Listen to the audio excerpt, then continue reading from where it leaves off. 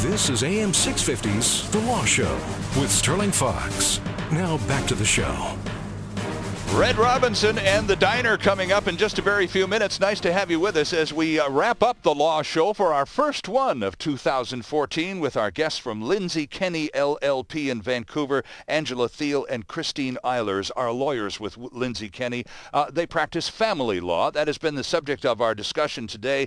We started out talking about kids, and then we got into gifts and property and agreements and all of that kind of stuff. Can we bring this conversation back to kids? And because we're talking about the new Family Law Act, which in our province, as Angela has told us, is sort of covered a lot of catch-up ground. We're now sort of even with the way family law is practiced in the rest of Canada, but it has represented a few changes in British Columbia. What about children, Angela, and the new Family Law Act? Does it get kids out of the courtroom more, or does it place them more prominently in the courtroom for decisions regarding custody and those sorts of disputes? They've done some good things in the new Family Law Act in terms of promoting alternate dispute resolution, in particular with kids.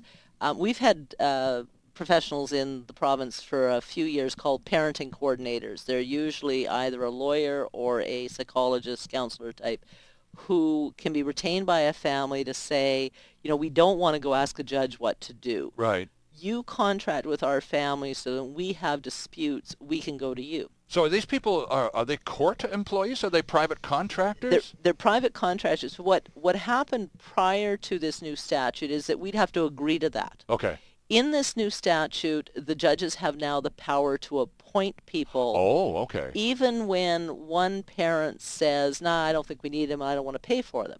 And the reason for that is the judges are saying, look, you're coming into court and you seem to be a very high conflict family. Mm-hmm. And you're taking up court time, and this is really hard on your kids. And maybe they look at the couple and they think, and this guy is kind of the control freak, or this woman just doesn't, hear his point of view. Right. Let's send them off to a professional who spends their time understanding how kids' issues should be resolved. So there's a number of lawyers who have set themselves up as parenting coordinators who did family law for a long time, mm-hmm. probably have kids of their own, sure. have a sense as to what's fair and appropriate. And then there's also a number of psychologists and counselors who have set themselves up. And so a family goes to them and in essence contracts and says, when we have a dispute or when we need to talk about things that have to be decided with respect to the children, right, we're going to tell you what's going on. You're going to help us mediate, but if we can't agree, you can make a decision for us, and that can only be appealed to the court or in a very small minority of cases. So the courts now having the ability to impose that structure on families is a really good idea. When a couple goes to one of these parenting coordinators, Christine, is it always just mom and dad, just party A and party B, or do they take lawyers with them to these sessions? With the parenting coordinators, the point is kind of to keep the lawyers out of it and to keep the cost down in that way. I mean, lawyers could get involved in the disputes to some extent, but the idea is to keep the lawyers out of it. There are other methods of alternative dispute resolution that lawyers do tend to be more involved in, like mediation and collaborative family law and things like that, all of which the new act also is putting an emphasis on. Mm-hmm.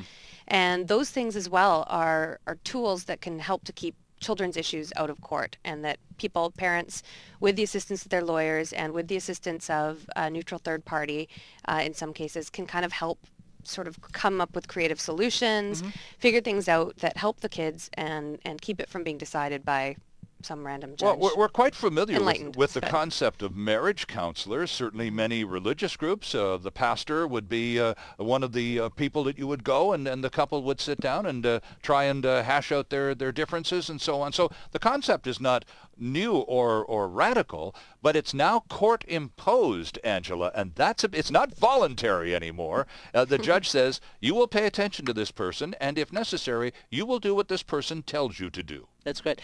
I had a trial a couple of weeks ago in which the judge herself had to speak to a 15-year-old child.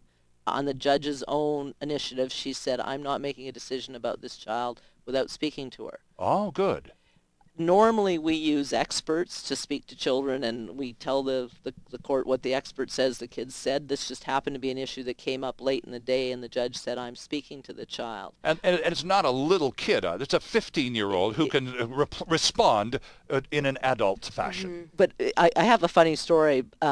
It's not uncommon. It used to happen much more in the old days. And one of the stories I was told by a colleague was, in the old days there was a certain judge who had to talk to a 10-year-old.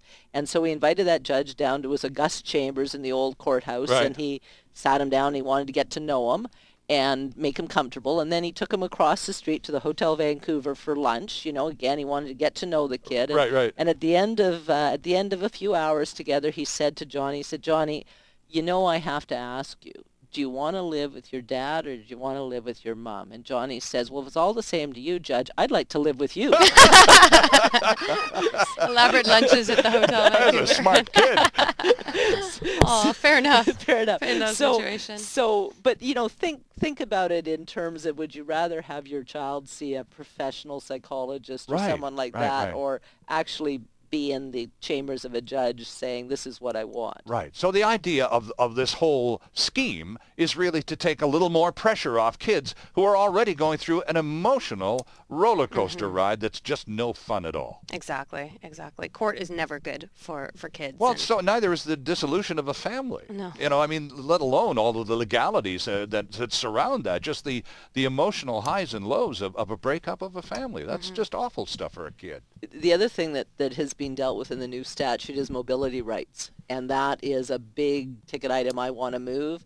Much more rules in place on mobility rights now to make it easier for a family to figure out what's going to happen if they have a fight about moving the kids away. Well, we'll talk more next time you show up about mobility rights, and also with you, Christine, we'll get some more on these alternate dispute resolution strategies that are being introduced. Nice to have you come by and start off the Law Show 2014. Thank you. Lovely to see you both. Thank you. We'll see you next time. Good Take to see care. you.